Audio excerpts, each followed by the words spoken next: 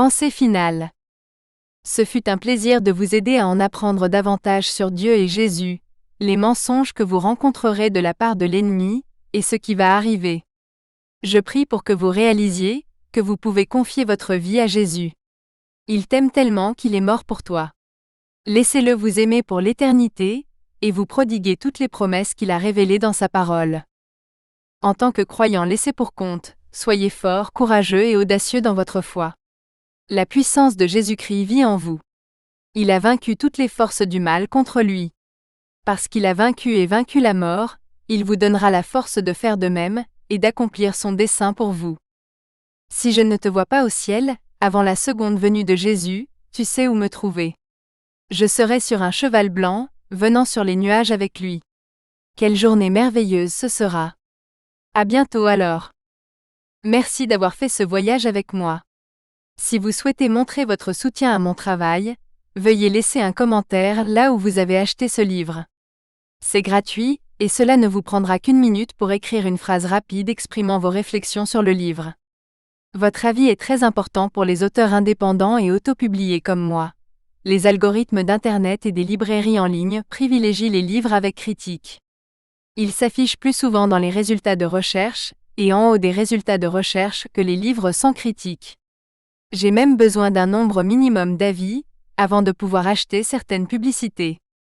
Ainsi, votre avis aidera davantage de personnes à trouver ce livre.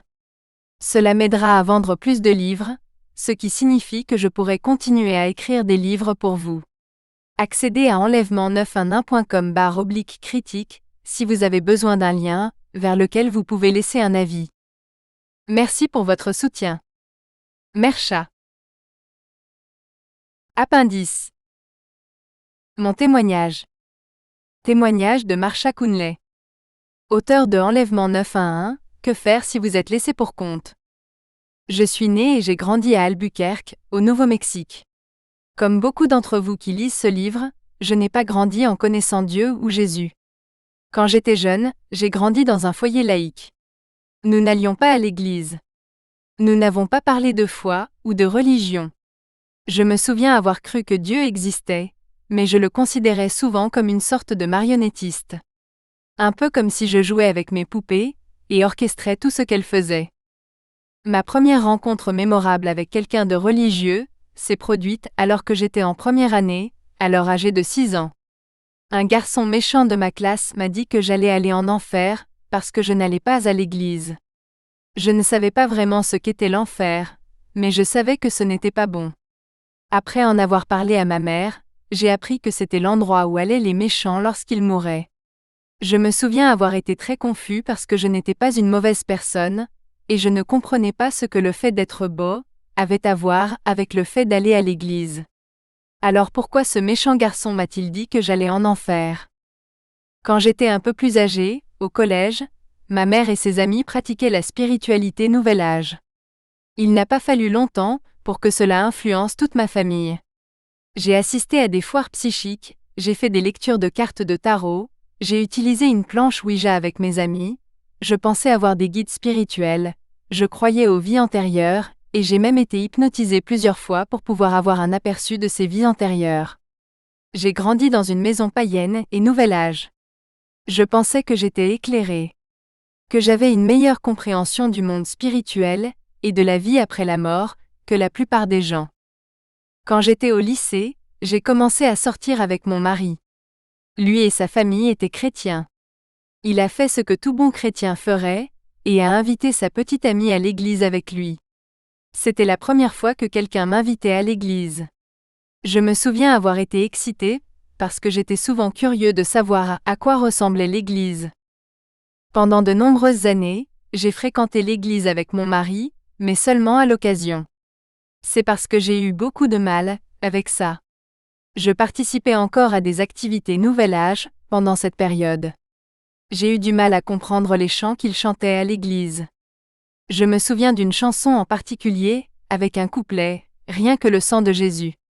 Pourquoi chantait-il sur le sang? C'était dégoûtant. Je n'ai pas non plus compris ce que le prédicateur enseignait. Je me souviens qu'il parlait de la mort de Jésus. Mais je ne comprenais pas pourquoi c'était important. Je ne comprenais pas non plus la communion. Ils faisaient circuler des crackers et du jus de raisin pendant le service, puis les mangeaient après une prière. Mon mari m'a dit de ne pas le prendre, parce que je n'y croyais pas. Croire quoi? Que Jésus est mort? Je n'ai pas compris. J'avais l'impression d'être la seule personne dans l'église à ne pas participer à la communion. Je me sentais comme un étranger, et comme si j'étais jugée à chaque service. Je ne m'intégrais pas. Je ne comprenais pas pourquoi ces chrétiens croyaient que leur chemin vers le paradis était le seul chemin. Je croyais honnêtement que j'irais au paradis, parce que j'étais une bonne personne. Je lisais aussi un peu la Bible maintenant, et j'avais même du mal à la comprendre. Mon mari a même essayé de m'expliquer ces choses. Je n'avais pas de difficulté, parce que j'étais incapable d'apprendre. J'avais terminé mes études universitaires, et obtenu quelques diplômes à ce stade. C'est comme si j'étais confrontée à un mur invisible qui m'empêchait de comprendre, et que je ne parvenais pas à franchir. C'est ce voile dont je vous ai parlé au chapitre 27. Je me souviens d'un jour à cette époque, j'étais chez ma belle-mère, et j'ai lu une note qui était enregistrée sur le miroir de la salle de bain de mon beau-frère adolescent. C'était une simple note qui disait quelque chose comme « Priez pour le salut pour », et énumérait ensuite quelques noms. Mon nom était sur sa liste. J'ai été surpris. J'ai été choqué qu'il prie pour que je sois sauvé. Cette fois-ci, c'était différent du petit garçon de première année qui m'avait dit que j'allais en enfer. Cette fois, quelqu'un priait pour moi. Cela m'a émerveillée et je me suis sentie spéciale. Cela a eu un impact sur moi, et comme vous pouvez le constater, cela m'est resté depuis. Quand j'avais près de 30 ans, ma belle-mère m'a invitée à un cours d'études bibliques pour femmes à l'église. C'était la première fois que j'étais invitée à une étude biblique. Comme j'avais eu du mal à lire la Bible par moi-même, et que je me demandais vraiment ce qu'elle disait, j'ai pensé que ce cours m'aiderait. J'ai donc décidé d'y aller. J'ai parcouru le livre et le cours de Bess Moore sur Croire Dieu. Je ne peux pas identifier exactement ce qui se passait dans ce cours, mais c'est à ce moment-là que ma compréhension a lentement commencé à s'améliorer. J'ai beaucoup appris sur Dieu, sur la Bible, sur les raisons pour lesquelles nous pouvons lui faire confiance et sur certaines des promesses de Dieu. J'ai rencontré Dieu pour la première fois dans ce cours. Peu de temps après avoir terminé l'étude biblique, mon mari et moi avons déménagé à Los Angeles. Comme nous ne connaissions personne là-bas, nous avons décidé de trouver une église où aller afin de pouvoir rencontrer des gens. Nous avons interrogé la seule personne que nous connaissions à l'époque, notre agent immobilier. Il s'est avéré qu'il était chrétien, et que son beau-frère était un pasteur qui venait d'aider à fonder une nouvelle église à Hollywood. Le prédicateur, Tim Shaddick, venait juste de commencer à enseigner à travers le livre de Jean dans la Bible. Il ne ressemblait à aucun prédicateur que j'avais jamais entendu auparavant. Il était extrêmement passionné par ce qu'il enseignait, et c'était contagieux. Je voulais y prêter attention, et savoir d'où venait sa passion. J'ai appris que j'étais pécheur et pourquoi j'avais besoin d'un sauveur, que Jésus m'aime, que Jésus est mort pour moi, et que je pouvais être sauvé en croyant en Jésus. J'ai enfin compris la signification du sang de Jésus. C'est à ce moment-là que j'ai rencontré Jésus. Avance rapide de quelques mois. J'étais seule hors de la ville, feuilletant les chaînes de la télévision dans ma chambre d'hôtel, essayant de trouver quelque chose d'intéressant à regarder. Je suis tombée sur quelques femmes qui parlaient de la Bible et de Jésus sur l'une des chaînes chrétiennes.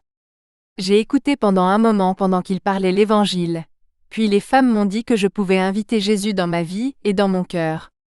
Je le voulais vraiment, alors j'ai prié avec eux.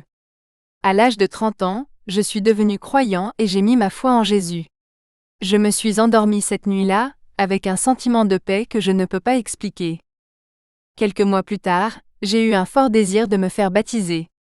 Mon mari et moi sommes retournés à Albuquerque pour pouvoir me faire baptiser dans l'église dans laquelle nous nous sommes mariés, et où mon voyage de foi a commencé.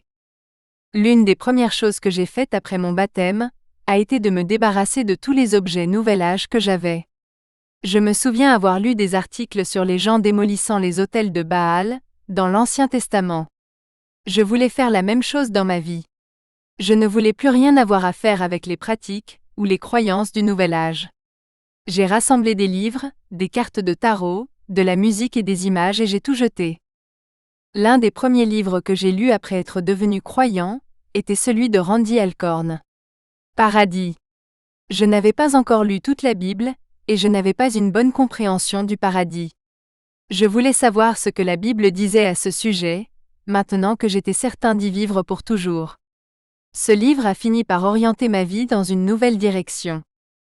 Dans le livre de Randy, il dit que certaines personnes ne mourraient pas. Au lieu de cela, ils seraient emmenés au paradis lors d'un événement qu'il appelait l'enlèvement. J'étais complètement fasciné par cela, et je devais en apprendre davantage. J'ai lu toutes sortes de livres sur l'enlèvement, et cela m'a amené à lire des livres sur les prophéties bibliques. Peu de temps après, mon mari et moi sommes retournés à Albuquerque et avons commencé à fréquenter l'église du Calvaire où enseigne le pasteur Skip Heitzig. Il est véritablement l'un des meilleurs professeurs de Bible de la planète. J'ai beaucoup appris depuis que je fréquente son église. Il m'a aidé à instiller en moi la passion d'étudier la Bible et de partager avec vous toutes les choses merveilleuses que j'ai apprises sur Jésus. Et nous voilà aujourd'hui. Ce sujet me passionne tellement que j'écris maintenant des livres sur l'enlèvement et les prophéties bibliques. Maintenant que je connais Jésus, je ne peux pas imaginer la vie sans lui. Je veux que tout le monde sache aussi à quoi ça ressemble. Je sais que Dieu utilisera les livres que j'écris pour aider les gens à rencontrer Jésus. J'aurais souvent souhaité avoir grandi en connaissant Jésus, comme mon mari l'a fait. Avant de rencontrer Jésus, j'étais si misérable et la vie était si dure. Je me sentais souvent seule, comme si personne ne s'en souciait et que ma vie n'avait pas de but. Je ne ressens plus ça. La vie est encore dure, mais Jésus est avec moi à chaque pas. Cela me réconforte beaucoup car je ne suis pas seule et je sais qu'il comprend parfaitement tout ce que je vis. J'ai quelqu'un à qui parler maintenant, et qui me comprend vraiment. Après tout, c'est lui qui m'a créé. Je sais que grandir, tout en ayant une relation avec Jésus, m'aurait donné ce sentiment de paix que j'ai maintenant. Cependant, sans mon passé, je n'aurais pas la passion d'aider les gens qui adorent de faux dieux et qui ne connaissent pas ou qui ont du mal à connaître la parole de Dieu, tout comme moi, à parvenir à voir la vérité de Dieu. En effet, Dieu fait tout pour le bien. Si vous avez mis votre foi en Jésus après avoir lu ce livre, c'est absolument fantastique. Dieu est si bon. J'aimerais rencontrer chacun d'entre vous, entendre votre histoire et vous faire un gros câlin. Si nous ne nous rencontrons pas pendant que nous sommes encore sur terre, je sais que nous le ferons au paradis. Cela a été Enlèvement 911. Que faire si vous êtes laissé pour compte? Écrit par Marsha Coonley. Raconté par Francine. Droit d'auteur 2025 par Marsha Coonley.